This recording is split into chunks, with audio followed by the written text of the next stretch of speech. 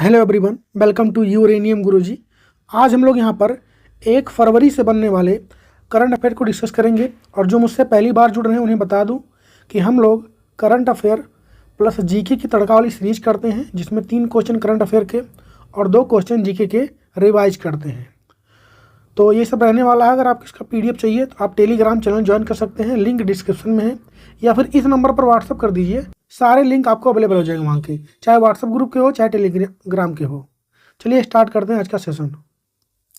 पहला क्वेश्चन है, हाल ही में इसरो ने अपना 100वां मिशन NBS-02 किस रॉकेट से लॉन्च किया है? तो इसरो ने अपना 100वां मिशन अभी लॉन्च किया है। ये बहुत बड़ी उपलब्धि है देश के लिए, भारत के लिए और इसरो के लिए। तो इसरो को ढेर सारी शुभकामनाएं।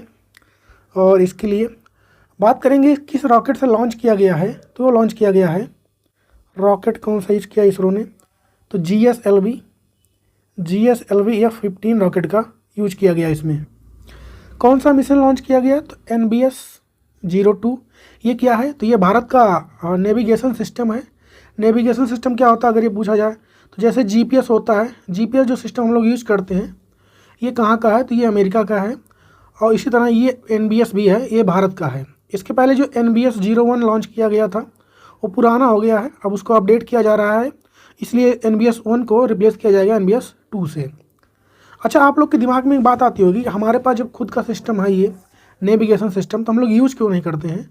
तो अभी ये उतना ब्रॉड नहीं है, उतना एक्यूरेट नहीं है, मतलब हम लोग नहीं यूज करते हैं, क्योंकि ये सिर्फ नेवी मतलब इंडियन आर्मी यूज करती है। नेवी हो, एयरफोर्स हो, ये लोग इसका यूज करते हैं। बाकी हम लोग तो GPS यूज करते हैं जो कि अमेरिका का है। अच्छा, कहाँ से लॉन्च किया गया है इसको, GSLV F-15 रॉकेट से? तो यह आंध्र प्रदेश के श्रीहरिकोटा के सतीश धवन जो स्पेस सेंटर है, सतीश धवन स्पेस सेंटर, यहाँ से इसको लॉन्च किया गया है। अच्छा, इसरो का कोई भी मिशन हो यहीं से लॉन्च किया जाता है जनरली, इसको भी ध्यान रखें आप लोग। इसरो की बात आई है तो उसका भी जान लेते हैं हम लोग। इसरो की स्थापना कब हुई, इसरो का फॉर्मेशन कब हुआ था, तो 15 अगस्त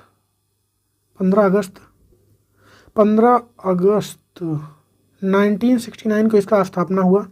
हेडक्वार्टर कहाँ पर मिलेगा आपको, तो बेंगलोर में मिलेगा। बेंगलोर में इसका हेडक्वार्टर मिलेगा, कर्नाटका के, इसको ध्यान रखें। अच्छा, इसके नए हेड भी बन गए हैं वर्तमान में। कौन बने हैं, डॉक्टर बी नारायणन बने, इसको ध्यान रखें। इसका मोटो क्या होता है अगर ये पूछ ले, तो space technology in service of human kind इसका मोटो होता है। हम लोग कुछ यहाँ पर रिवाइज करेंगे, कुछ और रॉकेट मतलब कौन सा मिशन लॉन्च किया गया किस रॉकेट से, उसके बारे में। तो इसमें पहला है, इसरो ने चंद्रयान-3 उपग्रह को किस रॉकेट से लॉन्च किया था, तो LBM-3 M4 से इसको लॉन्च किया था। और इसरो ने भूटान का INS-2B सैटेलाइट किस रॉकेट से लॉन्च किया, तो PSLV C-54 से। PSLV क्या होता है, तो पोलर सैटेलाइट लॉन्चिंग व्हीकल होता है इसका फुल फॉर्म। इसरो ने सिंगापुर का टेलोस 2 उपग्रह किस रॉकेट से लॉन्च किया, तो PSLV C-55 से। इसरो ने सिंगापुर का ही DSSAR उपग्रह किस रॉकेट से लॉन्च किया, तो PSLV C-56 से। आदित्य L1 मिशन जो कि भारत का पहला सूर्य मिशन था, किस रॉकेट से लॉन्च किया गया, तो PSLV C-57 से। ये तो आपको एकदम बिल्कुल याद होना चाहिए। एक्सपोसैट मिशन को किस रॉकेट से लॉन्च किया गया, तो PSLV C-58 से। और प्रोबा 3 मिशन इसको 30 दिसंबर को लॉन्च किया गया था 2024 में, किस रॉकेट से, तो PSLV C-59 से लॉन्च किया गया था, इसको ध्यान रखें। स्पेस में डॉकिंग करने वाला मिशन था ये। नेक्स्ट है, स्पेडेक्स मिशन को किस रॉकेट से लॉन्च किया गया, तो PSLV C-60 से। और EOS अर्थ ऑब्जर्वेटरी सैटेलाइट 08 का मिशन किस रॉकेट से लॉन्च किया गया, तो SSLV D3 से इसको लॉन्च किया गया। तो ये कुछ मिशन थे इसरो के जो पॉपुलर इस समय लॉन्च हुए थे हाल फिलहाल में, इसको ध्यान रखें। हम लोग बढ़ते हैं आगे। हाल ही में दक्षिण अमेरिका में आए तूफान ने तबाही मचाया, उसका नाम क्या रखा गया है, तो हेलन। मल्टी ओमिक्स पोर्टल का संबंध किस बीमारी से है, तो कैंसर से है। कैंसर की स्टडी को क्या बोलते हैं, तो ऑन्कोलॉजी बोलते हैं। हाल ही में कैटफिश की नई प्रजाति एक्सोस्टोमा सेटियोनियो कहाँ पर खोजा गया, तो ये नागालैंड में। गारो, खासी, जयंतिया पहाड़ियाँ एक उपखंड है, किसका पार्ट है, तो मेघालय पठार का।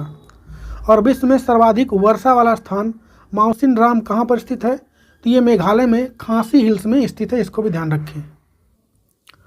नेक्स्ट क्वेश्चन है कि हाल ही में अंतर्राष्ट्रीय सरस्वती महोत्सव का आयोजन कहाँ पर किया गया है, तो इसका आयोजन इस बार हो रहा है हरियाणा में।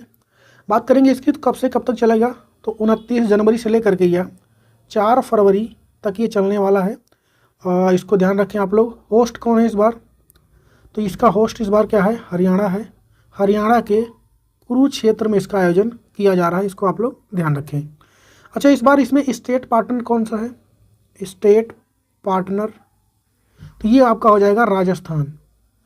राजस्थान इस बार इसका स्टेट पार्टनर है। अच्छा, एक सरस्वती सम्मान भी दिया जाता है, सरस्वती सम्मान कह लें या अवार्ड कह लें, ये दिया जाता है। तो ये कौन देता है, तो पहली बात तो इसको देता है के बिड़ला फाउंडेशन, के बिड़ला फाउंडेशन इसको देता है, इसको ध्यान रखें।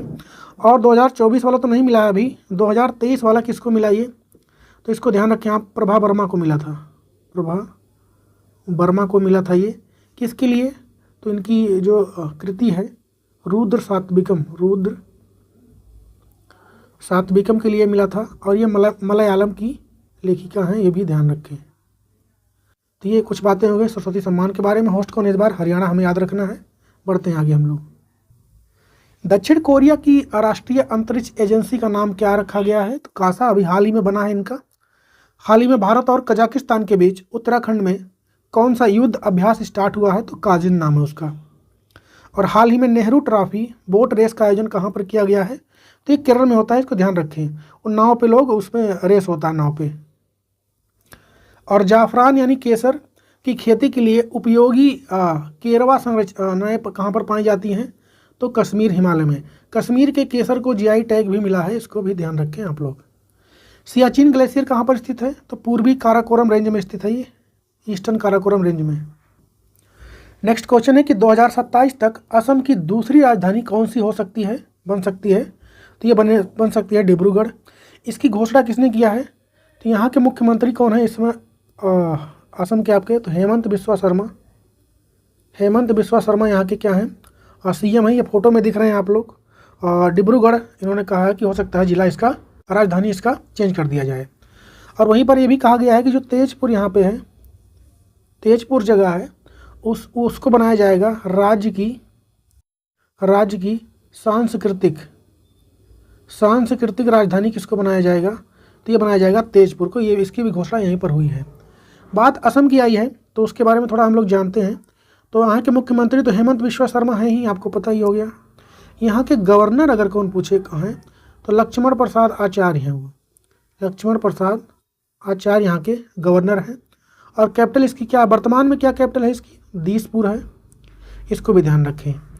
और यहाँ पर जो अगर बात करें हम इम्पॉर्टेंट डांस या नृत्य की, तो बहुत फेमस डांस है यहाँ पे बिहू, बगरुम्बा भी यहीं का है, और भोर ये भी होता है यहाँ पे। और सत्रिया, एक क्लासिकल डांस नया ऐड हुआ है सत्रिया, वो भी असम का ही है। त्यौहार की बात करेंगे यहाँ पर, इम्पोर्टेंट त्यौहार की अगर हम लोग बात करें असम की, तो बिहू यहाँ पर त्यौहार भी मनाया जाता है, बिहू उत्सव। और ये 3 फॉर्म में मनाया जाता है, साल भर में 3 बार। कटी बिहू करके है, ऐसे नाम होता है इसका। एक होता है वानचुआ, ये भी आपको यहीं पे देखने को मिलेगा, वानचुआ महोत्सव। और एक आपका बैखो उत्सव होता है, ये भी आपको असम में ही देखने को मिलेगा। तो ये कुछ और इम्पॉर्टेंट बातें होगी असम से। और असम 7वां नेशनल पार्क कौन सा बना था अभी हाल ही में, कहाँ लिखूँ उसको मैं, देहिंग पटकाई जो है यहाँ का 7वां नेशनल पार्क बना था। उसके साथ साथ यहाँ पे क्या है, Raimona national park, Kaziranga national park, Nameri national park, Manas national park, Dibru Saikhowa national park और ओरंग नेशनल पार्क भी आपको यहीं पर देखने को मिलेगा। काजीरंगा भी यहीं पर स्थित है। काजीरंगा जो आपका नेशनल पार्क है, सैटेलाइट फ़ोन से लैस होने वाला पहला नेशनल पार्क बना था, इसको भी ध्यान रखें। और भारत का पहला तेल का कुआं कहाँ पर खोजा गया था, तो यहीं पर खोजा गया था, असम में ही, असम के डिगबोई में, इसको भी ध्यान रखें। और भारत का सबसे लंबा पुल जो है, क्या नाम है उसका, भूपेन हजारिका, और या फिर उसका पहले क्या नाम था, ढोला सादिया, जिसकी लेंथ कितनी है 9.15 किलोमीटर, वो भी आपको यहीं पर मिलेगा। किस नदी पर अगर ये पूछ ले तो लोहित नदी पर। तो ये कुछ इंपॉर्टेंट बातें हो गई असम से, इसको ध्यान रखें। हम लोग बढ़ते हैं आगे। मिशन AX3 किस कंपनी के द्वारा लॉन्च किया गया है, तो स्पेस एक्स की लॉन्च किया है इसको। स्पेस एक्स कंपनी किसकी है, तो एलन मस्क की है। इनके फेमस रॉकेट का नाम आप लोग याद रखें, फाल्कन 9। किस राज्य ने 120 नागेश ट्रॉफी जीत लिया है? तो आंध्र प्रदेश ने जीता इसको। और हाल ही में नासा और स्पेस एक्स ने स्पेस में फंसी सुनीता विलियम्स को वापस लाने के लिए कौन सा मिशन लॉन्च किया? तो क्रू 9। और विश्व का सबसे ऊंचा युद्ध क्षेत्र कौन सा है? तो सियाचिन ग्लेशियर है।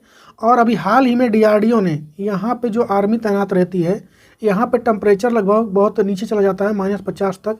तो वहाँ पे एक कपड़ा बनाया है उनके लिए। आप लोग कमेंट बताइए उस कपड़े का नाम क्या है। नेपाल में विश्व की सबसे ऊंची चोटी एवरेस्ट है, जिसको किस नाम से जाना जाता है वहाँ पर?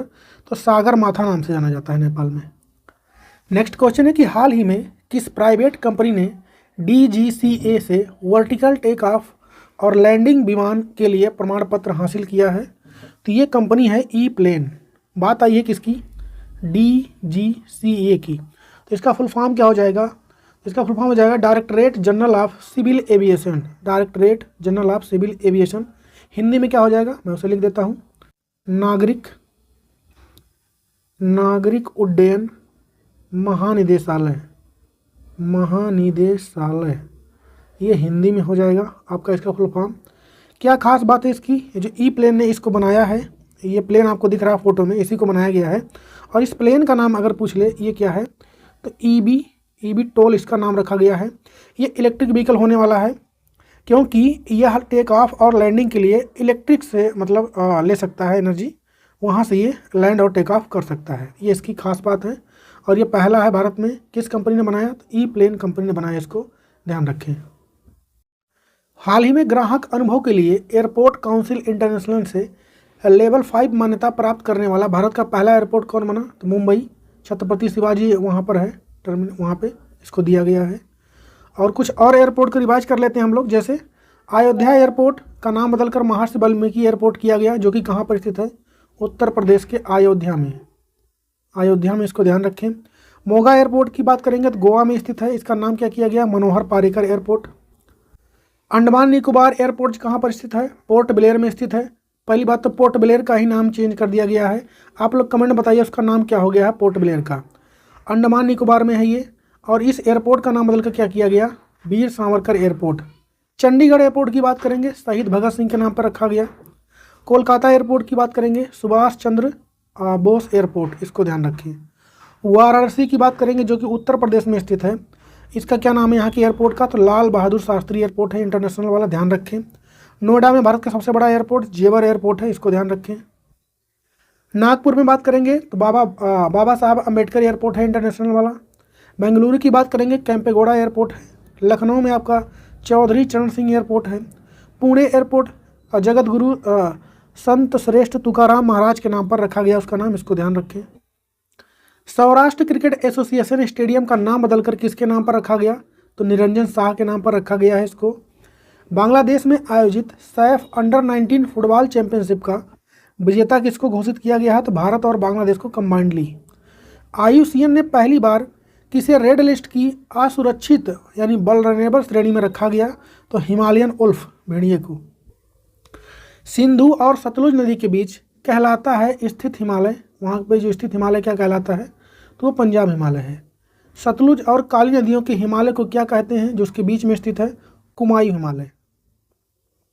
नेक्स्ट क्वेश्चन है कि हाल ही में Sumitra Chatterjee and his world पुस्तक के लेखक कौन है? तो संघमित्रा चक्रवर्ती हैं, इसको ध्यान रखें।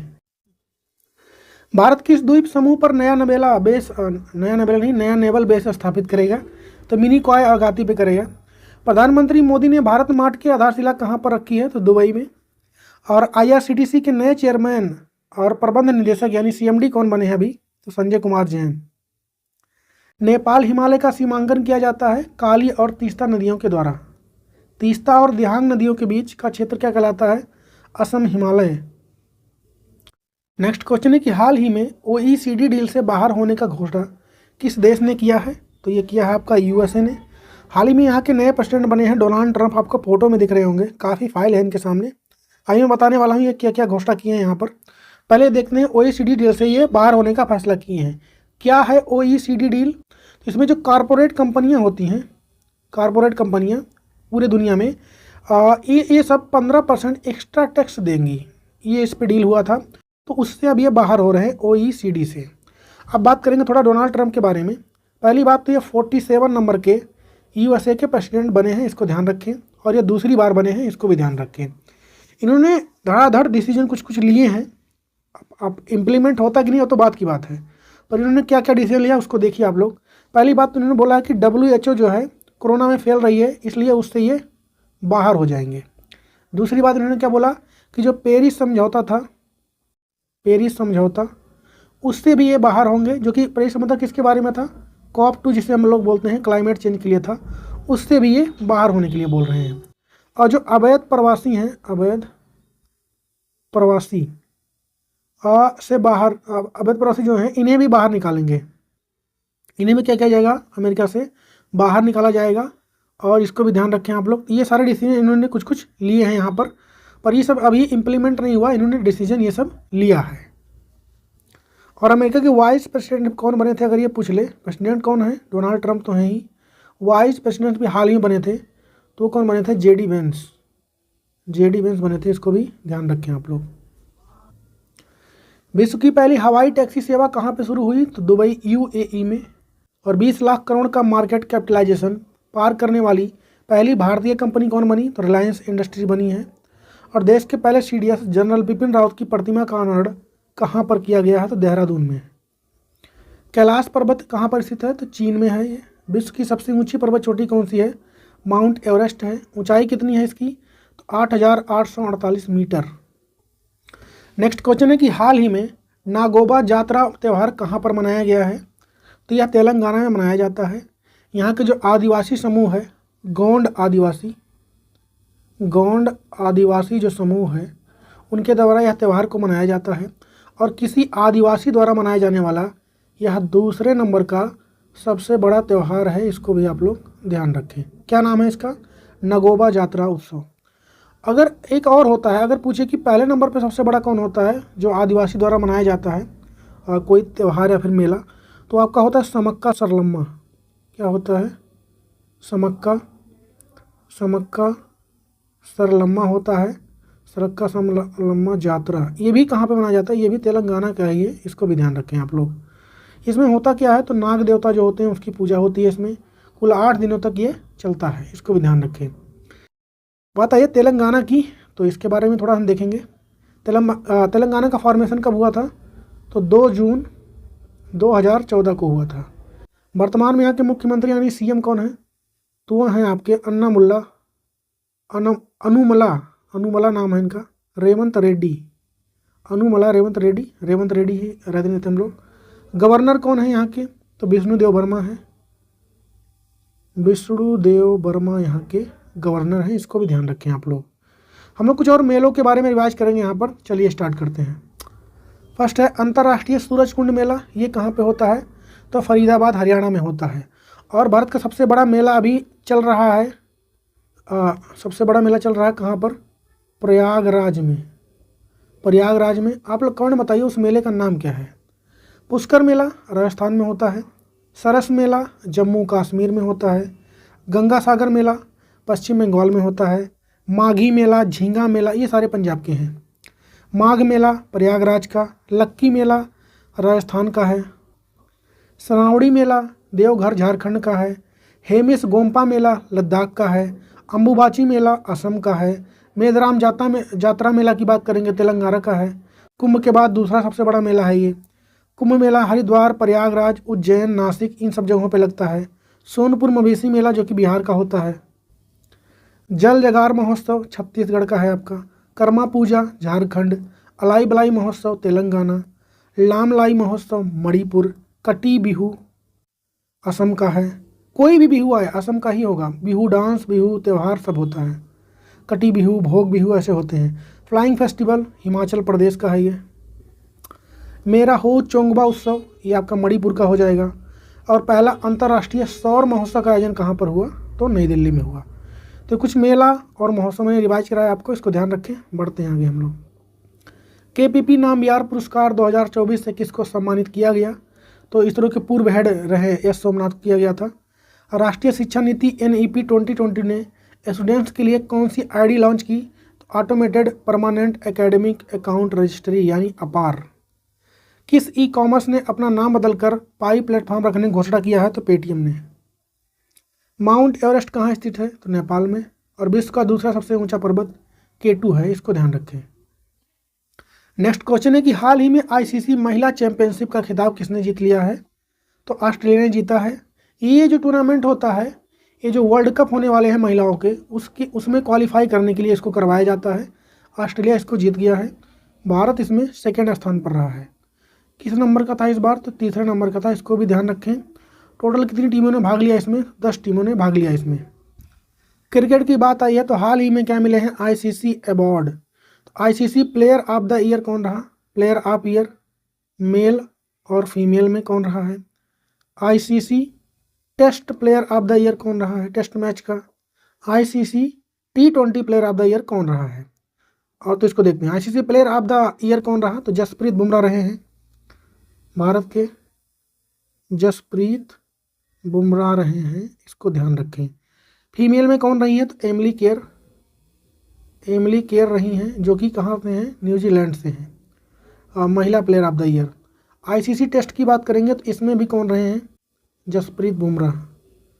कौन रहे हैं? जसप्रीत बुमराह। आईसीसी T20 की बात करेंगे, कौन रहे हैं player of the year T20 के? तो वो रहे हैं आपके भारत के अर्शदीप